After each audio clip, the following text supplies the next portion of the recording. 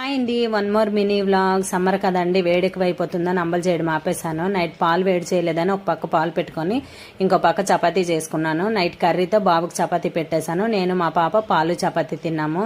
ఇంకా గోంగూర పప్పు వండుకుందామని గోంగూర ఒక పక్క పెట్టేసి ఇంకో పక్క రైస్ అయితే పెట్టుకొని బియ్యం కడిగి వేసేసాను. గోంగూర ఉడికిపోయిన తర్వాత కుక్కర్లో పప్పు టమాటా పెట్టుకొని 3 విజిల్స్ పెట్టుకున్నాను. పప్పు ఉడికేలోపు గోంగూర మిక్సీ చేసుకొని పప్పులో వేసుకున్నాను. ఉప్పు కారం అన్ని వేసి కొద్దిగా కెరిలిన తర్వాత పోపు పెట్టేసుకున్నాను. గోంగూర రెడీ అయిపోయిందండి.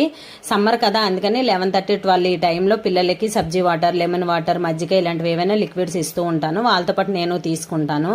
కర్రీ కోసం క్యాబేజీ పువ్వు వేడి నీటిలో వేసుకొని ఫ్రై చేసుకున్నాను. ఈ విధంగా వంట కంప్లీట్ అయిపోయిన తర్వాత పన్ని గిన్నెలన్నీ తోమేశాను. ఈవినింగ్ అమ్మ వాళ్ళ వీధిలో హల్దీ ఫంక్షన్ ఉంది, పిలిచారనమాట. అందుకని కొద్దిగా పప్పు అవి ఎక్కువే వండేశాను. నైట్ వచ్చేటప్పటికి లేట్ అయితే రైస్ పెట్టుకొని పప్పుతో తినేవచ్చు అని చెప్పేసి మా ఆయనకైతే టిఫిన్ తెచ్చుకోమని చెప్పాను. వీధిలో ఏ ఫంక్షన్ కానీ ఏదైనా కూడా మర్చిపోకుండా పిలుస్తూ ఉంటారండి. నాకు అదే చాలా హ్యాపీ, ఎందుకంటే దూరం వెళ్ళినా కూడా అస్సలు మర్చిపోరనమాట. అందరికీ స్టార్ట్ చేస్తారేమో అనుకుని నేనైతే ఎర్లీగా వెళ్ళిపోయాను, కానీ వాళ్ళు స్టార్ట్ చేసేటప్పటికి 6:30 అయిందండి. యాక్చువల్గా మా పాప హల్దీ ఫంక్షన్ షూట్ చేద్దాం అనుకున్నాను, కానీ నాకు టైం అవ్వలేదు. అందుకని మా ఫ్రెండ్ వాళ్ళ పాపదైతే షూట్ చేశాను.